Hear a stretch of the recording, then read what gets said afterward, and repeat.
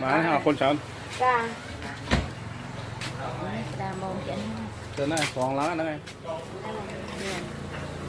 còn lá nữa ok bên đây còn mấy trăm thò đâu mà ô mẹ ចា mui mẹ nè មួយវា dạ បើខ្ញុំដាក់ខ្ញុំ nhưng mà đô la ô sán này មកកោទេចាំតែជាក់ខ្ញុំជុំអានោះ3អានោះ3គីឡូឡើយយើងចេញ ô là bao nhiêu sao giờ nó bay lỗ này bông mà ăn đá ខ្ញុំស្មានបងយក3rồi បាច់តែម្លេះចែកពុកគៀន1គីឡូខ្ញុំ2ពុកគៀន1 ណាចាប់អានេះដាក់មក à tôi chật xuống ok nhà mày mua à chăn chiên như chăm ចា này 1គីឡូបានទេតាមបានដាក់ខ្ញុំ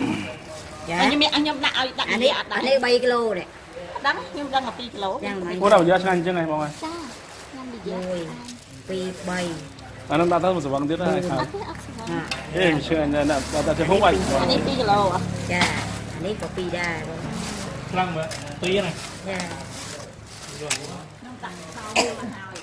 អានោះក៏2ដែរបងនេះ2ទាំងអស់ហ្នឹងនៅមួយថងមួយទៀត គេលួចប្រែហ្នឹងឯង ừ làm lôi phôi cái này này khối nhỉ បារ៉ាអូន ô bà ran thế này ចា làm bà ran វាឲ្យតែបនច្រើនថ្ងៃដល់គ្រឿងសមុទ្រហើយខ្ញុំមិនដឹងណាហើយជឿតែថ្ងៃ28ហ្នឹងហើយមិនដឹងថាក្តាមណាលើងណាស្គយចឹងទៅឯងអាមិញហ្នឹងខ្លោយអាលើសោះហើយដល់ស្រាប់ឯងឲ្យខ្ញុំដាក់ទឹកក្តាមឲ្យក្តាមក្រោមមានខ្លោយណា